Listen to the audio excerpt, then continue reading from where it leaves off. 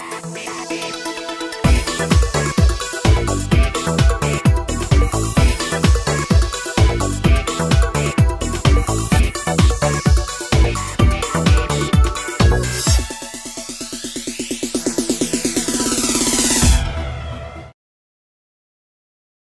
my name's Chris. I'm a detective with the Pensacola Police Department, and the topic today that I want to cover is child safety on the internet, and that's for any parents of any children, because really computers are going to be coming up with your kids at the very earliest ages of 2 and 3. You'll have devices that they'll start accessing and get used to the computer age. When they start coming up into school age, then you really need to be savvy and know what's going on, because they're definitely going to know.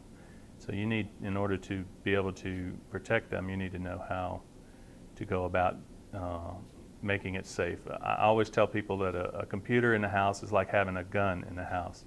Whenever you have a gun, if you don't know how the gun works, if you don't know where the trigger is or the hammer or where the safety is, then you can't make the gun safe. And if you can't make a gun safe, then it's going to end up hurting somebody that you love. Computer is exactly the same way. It can literally cost a person their lives. And I've worked cases where people had met strangers online and ended up getting killed in the process because they didn't use a few good common sense things that they should have known in order to protect themselves. So we have cases where children are getting hurt every day. So basically, the first thing a parent really needs to know is that a computer is a doorway out into the world. We protect our kids. If I were to tell any parent that a certain park in the city has pedophiles that constantly come by and frequent that particular area, there's not a parent in this city that would allow their child anywhere near that park. But the reality is, online, pedophiles visit child areas all the time. They set themselves up as children, and they try to get in places. Wherever children are online, you're going to find pedophiles, you're going to find sex offenders, you're going to find preferential sex offenders. There's a lot of people use the term pedophile to cover a lot of different things. And we all think that the boogeyman is that guy in the trench coat off in the shadows. But reality shows us that our children are more likely to be molested at a young age, between the ages of, say, 2 and 6, by someone in your family, someone that is absolutely inside your inner circle. Then, after they wander and start getting to the outside, they start growing up and getting outside the playpen, out into the yard, out into soccer fields, playing with team sports, involved in civic groups such as, Boy Scouts or Girl Scouts or any of those other places. That's when your familial molestation may occur.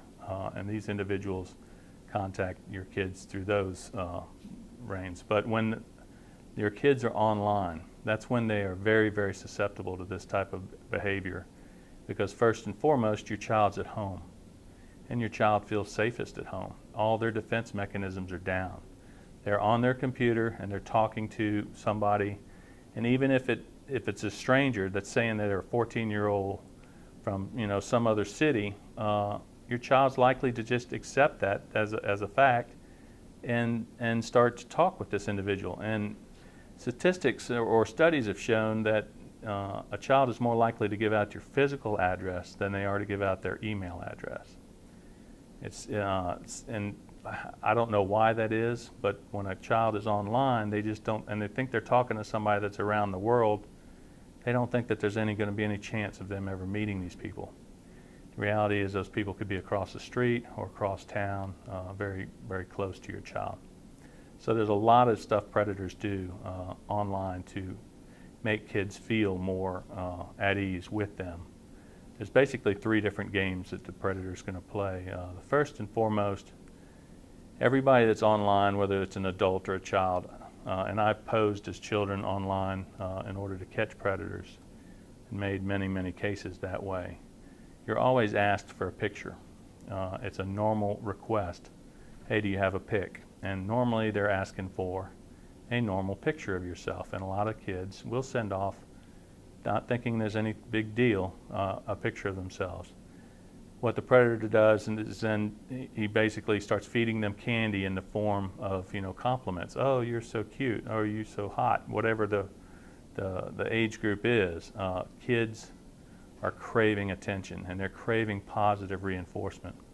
And so when they send a picture off, and then all of a sudden they start hearing all these things about, you're so cute and all that good stuff, it starts reinforcing a relationship between this individual and your child. All the while, you may be sitting within 10 feet of this child in the living room or in the kitchen, or they may, hopefully they don't, but they may have their computer in their own bedroom in the house. So there's all kinds of different scenarios, but you don't have to be far away for this type of activity to be happening. The one thing I can tell parents is when you have a child of an early age, say from 2 years of age up until about 11 years of age, you need to put blocks, filters on your computer. We can't recommend a particular brand, but you could go to the internet, go to Google, and just Google something along the lines of parent monitoring software or parent filtering software. And if you put that in your Google search string, you'll come up with several different links to different places. One I know of is a review that will review the different popular software, the most popular filtering software. Now I say filter until about age 11 or age 12, because generally speaking, that will be enough to keep your kids safe from a lot of this type of stuff that might come at them on the internet. It's just to block the access to certain areas on the internet. After about 11 or 12, your child is going to know how to circumvent those filters. We get them all the time in middle school and elementary school, where they find out about proxies, proxy servers, and other different methods to circumvent these filtering software. And so what we find later on is if that's all you're relying on as a filtering software, it tends to put you to sleep as a parent. You think, hey, my filter's doing a job, I don't really have to watch that closely. And so all of a sudden you realize, often too late, that your child's not going by the filter, and the filter is really not doing your child any good. After about age 12, I recommend that you find a monitoring software. Now, there's two schools of thought out there. You can put the software on your computer without your child's knowledge, and it will capture all keystrokes, it'll take screenshots, it'll let you know what your kids' passwords are, all the inbound and outbound mail. Anything your child does on the computer will be recorded, and even if they try to remove the internet histories and the cookies and all that stuff, it doesn't matter, because they're actually just recording what's going on, not necessarily saving all the data where it's saved and stuff. So they can destroy the data. You're still going to have that record on your computer that you can access and look and see what has been done and who it was done with. Some parents opt to not tell their kids. Other parents opt to tell their children that, hey, I have software on this computer that's going to be monitoring everything that happens on this computer. It's completely up to you and what you think. I personally, with my kids, generally I will not tell them it's on there, and I'll just let them be on my computer. That way I know what they're up to and what's going on, and I know what kind of activities happening on my computer. Am I spying on my kids? Not. It's my job to know what they're doing as a parent. It's my job to be their parent, to oversee. I'm responsible for everything that happens in that household. I'm certainly going to be dealing with the aftermaths of unwanted pregnancies or STDs or any of the other horrible stuff that happens to kids in as early as elementary school now. So yes, I put my computer is there. It's recording everything I do. It's recording everything my wife does. It's recording everything my kids are doing. And except from my wife knowing, then we feel like the kids need somebody to be able to look down the road and see what they're up to, see how they're doing it, and steer them around different things. Completely up to you, but I absolutely urge one or the other. that you monitor the computer. You put software on that computer that the kids cannot circumvent, and that you can go back and see all the activity that's occurred. It's going to be kind of heartbreaking to see what your kids see and what they say and what some of their friends say out there at their age. Your child, when you see them, acts a certain way. Normally, when they get out on the computer, they'll act another way, or they'll play along with different things that they're being subjected to. One of the big and most dangerous things I think every parent needs to be aware of, the one thing that probably does more damage to our children than anything else by far, is probably adult pornography, and that will come at your kids. Your kids do not have to be interested in it. It will come find them. It'll find them in the ways, a simple way. I know one case where a child was doing a homework assignment. He went to a YouTube video, the YouTube video that he was supposed to go to, and then along comes a little pop-up flash advertisement on the YouTube video, and it's an R-rated, hot mama kind of ad. And of course, this young man's about 11 years of age. He sees this, he's curious, he clicks on it, he's into R-rated material at that point, and then the next pop-up ads are X-rated. Within 4 clicks, this 11-year-old boy was observing hardcore pornography.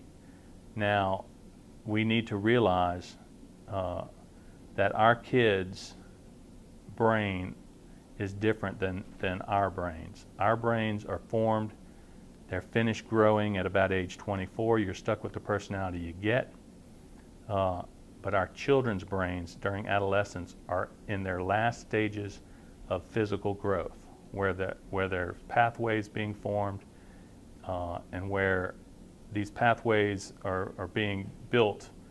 That's the pathways they're going to be stuck with the rest of their lives. So if they're at that age, if they start to see very, very sexualized images in the form of hardcore pornography, obviously they receive pleasure from these images. That builds pathways from the optical side of the brain to the pleasure centers of the brain, and it's kind of like doing a workout with your arms. If you're doing curls with your arms, you're tearing down muscle. Your body says, hey, I don't know what's going on, but I need more muscle. So it goes and it builds more muscle in your arms. That's how your arms get bigger. Your brain at this time is the same way. If you're using a lot of pathways to a certain area, your brain says, hey, I must need more pathways there because they're using that particular area. And what you have is the early stages of a compulsion building. And what we're seeing now, at least what I'm seeing as a law enforcement officer for the past 30 years and a computer crimes detective for the last 7, I'm seeing young men of about age 25, 26 that are completely addicted to pornography. And the addiction doesn't stop at just pictures.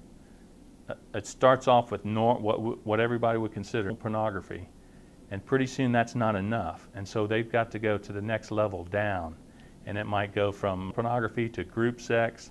Pretty soon that doesn't do it, and so they got to look at pictures of forced fantasy type pornography of rapes and that sort of thing. Pretty soon that doesn't do it, and they're looking at bestiality pictures, and then later from there they're going down and going into the realm of child pornography and that sort of thing. But sooner or later you can only go so low, and then what happens is you're going to make that jump from pictures to action. So they start fantasizing about kids, they start fantasizing about these things, and if they are already predisposed for whatever reason to see a child as a sexual object, then they're going to start looking within their family, they're going to start looking within the neighborhoods. So to wrap it up, protect your kids by monitoring your computer, filter your computer early, keep your children as far away as from the bad sites or the bad sites coming at them for as long as possible. Your mind is a computer, garbage in, garbage out. So protect that computer and build it up right the first time. Thank you very much.